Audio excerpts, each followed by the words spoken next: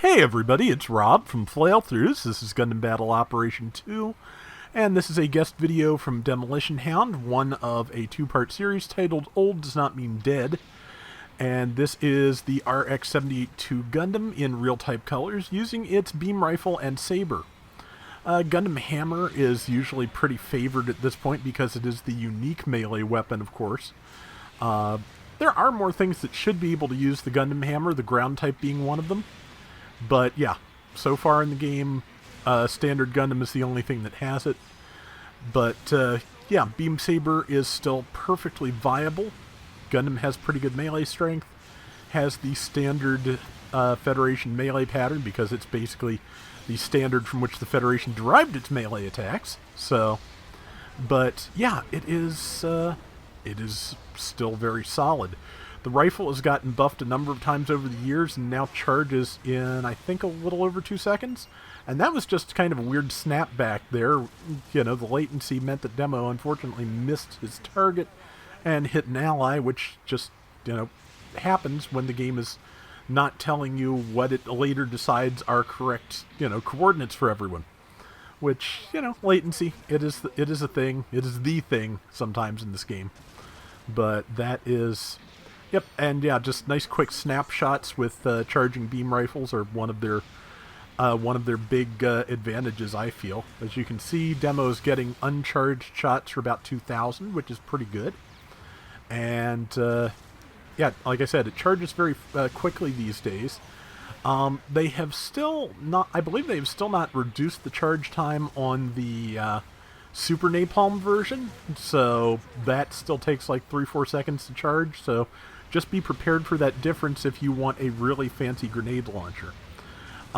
If it could be fancier, honestly. I feel like the Super Napalm should, now that we have, you know, heat-based damage over time built into the game, I think the Super Napalm should do that because it's napalm, and that's, you know, you see it melting, you know, extra leftover mobile suit parts in the second episode. So yeah, that is kind of how it should work. But yeah, it is. Oh man, yeah, they finally caught up with him and cornered him, and that's but he got a lot done before that, so that is, you know, that is the good news. Let's see, about 3 minutes down, yeah, and Demo's team is up about 1,200 points, which at this cost is not the world, but it's a good start. But yeah, the Gundam has a very basic set of abilities. It has dodge roll, it has 2 melee swings, it has fairly good and balanced stats. So it can be outfitted a bunch of different ways. It can be used in, you know, different ways depending on the equipment you use and what your preference is. But I feel like if you're going to do rifle into saber, the Gelgoog can outperform it, but that's just because I have a bias. I have a very serious bias. But yeah, sometimes just using the Vulcans when you don't have any other really good options ready and you don't want to overheat your rifles is a good move. And that is, I think it's a Bawu. Yeah, I think this is 500. Oh, 550, excuse me. Yeah, so this is level 4 Gundam, I want to say? Yeah, that sounds right. Yeah, I think Gundam and Gelgoog both go up to 600 at level 5. So, yeah, but yeah, it's still really good. And I think I mentioned at the beginning of the video, I don't remember specifically because I had to do a couple of takes on this because the brain was not working. But yeah, these are the real type colors, which are similar to prototype Gundam colors. The color placements are very similar, but most of it is a dark, like army kind of green instead of black. Which, yeah, depending on the illustration you see, the chest is actually still black, but I don't think matching it to the green on the rest of it is a bad move at all. I think like I said, I think there are other illustrations where that is the case. You know, Kunio Okawara is a great illustrator and a great designer, and if he feels like doing something different, he will just do it. He's like Jack Kirby in that sense, where Jack Kirby was the kind of artist who would rather just design a new costume for, say, Magneto than go look up his old one. And that is, so there's just some oddball Magneto costumes in the early X-Men comics that don't get revisited very often. But yeah, just, why not just make something new up? And I feel like Okawara has a lot of that going sometimes with his Gundam decos especially. Because, yeah, there's just so many different variations on the RX-78 that he has come up with over the years. And, all subtly different in proportion, detail level, markings, etc. And it's just, just how it is. Just, how he does it. Which, why draw exactly the same thing every time, especially something I'm sure you've been asked to draw 1,000 times. The man has probably drawn more Gundams and Zakus than anything else. And given how long and varied a career he's had, that's still saying something. He designed a lot of stuff for the Brave series. He did the final pass on the design for Star Saber and Transformers, which is why Japanese fans often refer to Star Saber as kind of a proto-Brave, because there's a fair number of similarities. He designed a whole bunch of other mecha in the 80s for other shows. The Dugram, I believe the Scope Dog from Votoms is him again. And, the man kept busy.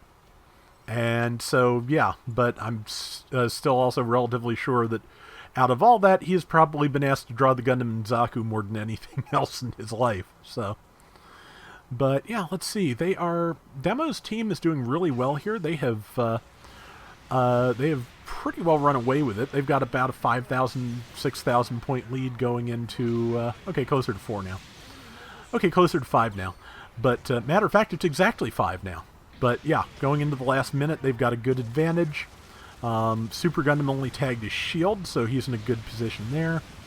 He is just kind of he's trying to wear down its legs, I think, and keep moving so it can't target him with that beam rifle, which is good, because even uncharged, and that's another rifle that charges fairly quickly, that rifle is or can be terrifying.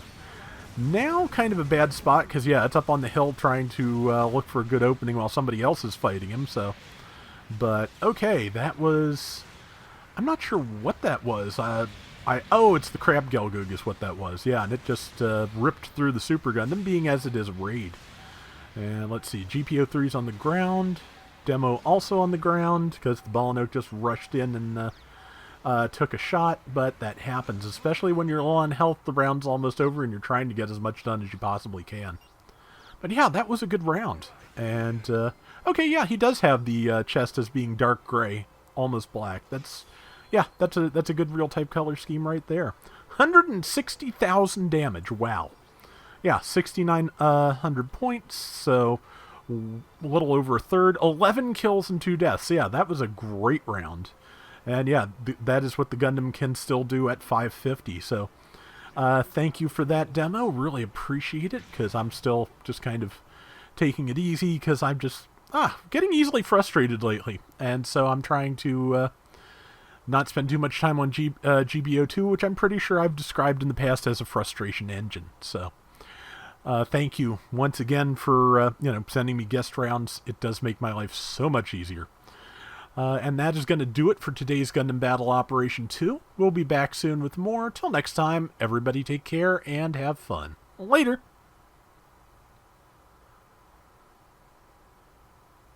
There's a couple of good options for the real-type Gundam. I believe they did a real-type Gundam off of the Gundam second version in the late MS in Action line. There's also an extended MS in Action real-type Gundam, which is a nice... I like that mold. They were just starting out and getting, like, complex 3-part shoulder joints added, so the top of the torso looks a little bit wonky. But the articulation is great. And of course, if you want something a little bit more easily accessible and probably cheaper, there is a real-type Gundam in the latest G-Frame FA assortment that just came out. So that's probably going to be your best bet. And, G-Frame does good stuff. It'll be a good figure. I can't say for sure it is because I haven't built it yet, but, it's a fair guess.